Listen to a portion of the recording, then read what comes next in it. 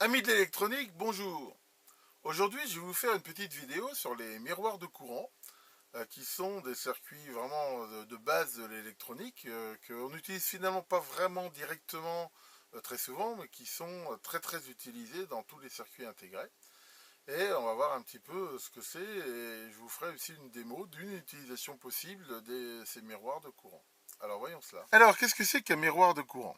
Bon, je ne vais pas rentrer dans des détails très mathématiques et électroniques, hein. De toute façon, on trouve très facilement sur le net toutes les théories, tous les calculs pour ceux qui voudront approfondir le sujet. Mais ce qu'il faut retenir, c'est que c'est un système, on va dire, avec trois connexions, une masse commune, une entrée et une sortie. L'idée, c'est que l'entrée, le courant qui passe dans l'entrée va générer à la sortie un courant qui va être absorbé et avec une relation complètement linéaire entre les deux.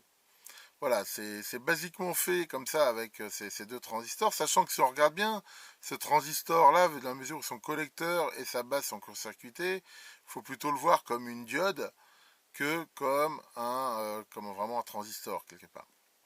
Alors justement, cette diode, euh, pourquoi c'est monté comme ça? Parce que souvent, on va essayer d'avoir des transistors qui vont être du même modèle, le plus proche possible, et on verra même tout à l'heure, si possible, mis sur la même puce, parce que justement, l'idée, c'est que plus le comportement, on va dire, de la jonction base émetteur de ce transistor-là est proche du comportement de ce transistor-là, et bien meilleures sont les caractéristiques de ce système.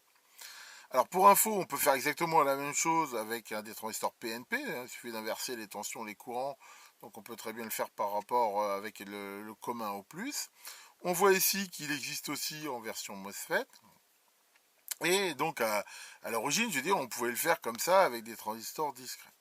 Alors c'est un montage qui a quelques défauts, hein, et qui a été aussi amélioré par un certain Wilson, hein, qui est ingénieur chez Tektronix, qui pour la petite histoire a fait une sorte de pari, hein, a se tiré la bourre avec un autre qui s'appelle Gibert, hein, qui a fait la fameuse cellule de Guibert, hein, qui est aussi un autre système très connu, et ils essayaient d'améliorer le miroir de courant avec le moins de transistors possible, et c'est Wilson qui a gagné avec ce montage ici, hein, qui est aussi très connu et qui améliore sensiblement celui-là. Encore une fois, je ne vais pas rentrer dans les détails techniques, hein, vous le trouverez assez facilement, sachant qu'il y a même encore mieux, il y a encore un système ici à 4 transistors qui améliore encore le comportement de l'ensemble. Sachant que c'est toujours pareil, hein, dans tout ce qui est électronique, de toute façon, ce qu'on gagne d'un côté, souvent on le perd de l'autre. On va dire, bah, si ça c'est mieux, pourquoi on utilise encore ça? Bah, on le fait parce que ça apporte certaines améliorations sur certains paramètres, mais au prix bien sûr de la dégradation d'autres. Donc voilà ce que c'est. Alors, ce qu'il faut savoir, hein, comme je l'ai dit tout à l'heure, plus les transistors ici sont identiques, meilleur sera le miroir en courant. Et c'est pourquoi c'est souvent utilisé dans les circuits intégrés, parce que je vous l'ai montré sur ma vidéo sur les arrêts de transistors, quand on fabrique exactement en même temps sur la même puce deux transistors, ils ont bien plus de chances d'être ensemble. Et c'est pour ça que Texas Instruments a sorti il y a quelques années toute une série de circuits intégrés qui sont justement des miroirs de courant tout faits.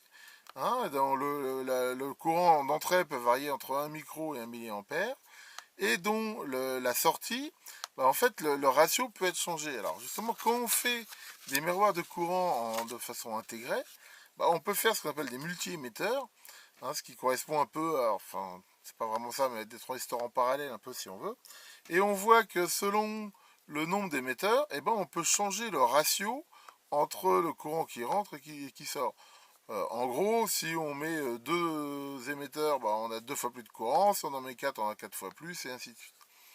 Donc ces circuits, on pouvait les avoir avec des ratios qui soient soit inférieurs à 1, hein, on le voit ici dans le cas où il y a deux émetteurs là, ou supérieurs à 1 dans ces cas-là. Là c'est 1, là c'est 2, là c'est 4, ou ici c'est 0,5 si on veut.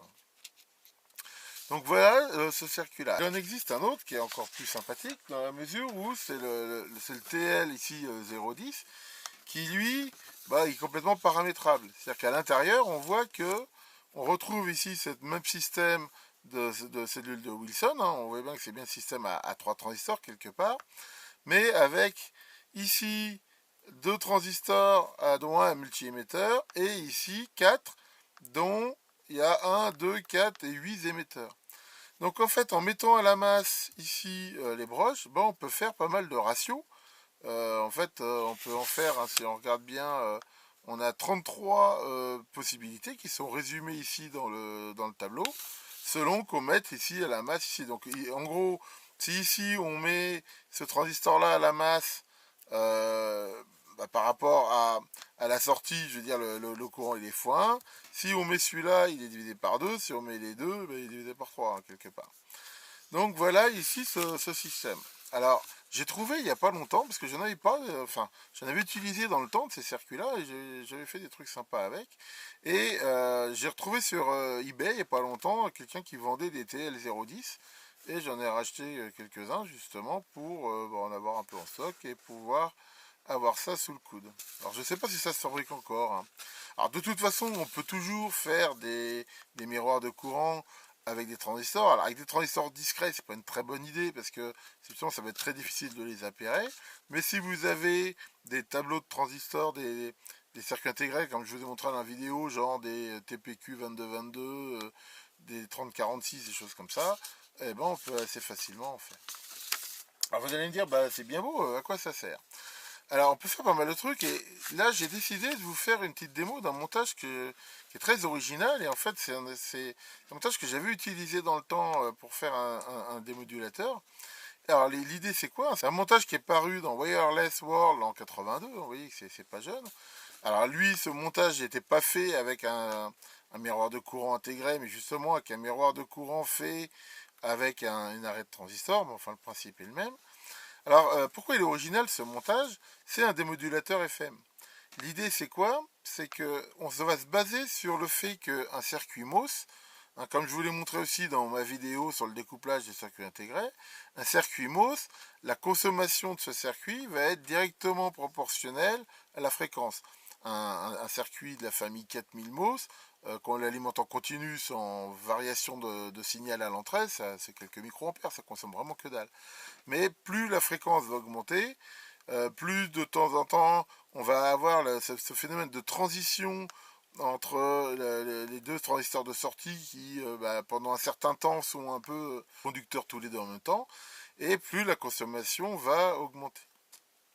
Donc ici l'idée c'est quoi? C'est que on va brancher ce signal sur une bascule qui ne sert à rien d'ailleurs. Vous regardez les sorties, elles ne sont pas branchées, mais en gros on va mesurer la consommation de ce circuit via l'entrée ici du miroir de courant. On aura ici dans cette branche là un courant qui va être proportionnel à la consommation du circuit, qui elle-même est proportionnelle à la fréquence d'entrée. Et on va retrouver ici le signal démodulé, sachant que le petit condensateur est ici, il sert à filtrer un petit peu, à faire un peu de découplage, parce que ce qu'on veut, c'est pas vraiment toutes les variations de la porteuse d'entrée. Voilà une utilisation possible, hein, et assez originale pour faire un démodulateur FM avec ça.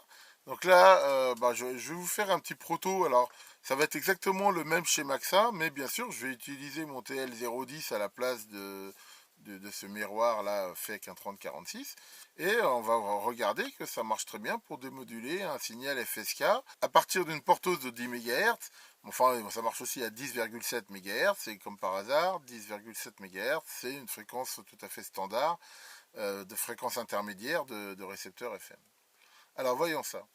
Là, j'ai fait le montage sur une breadboard, hein, donc là on voit ici la bascule et le miroir de courant. Et j'ai branché dessus un signal qui s'appelle donc FSK, ça veut dire Frequency Shift Keying.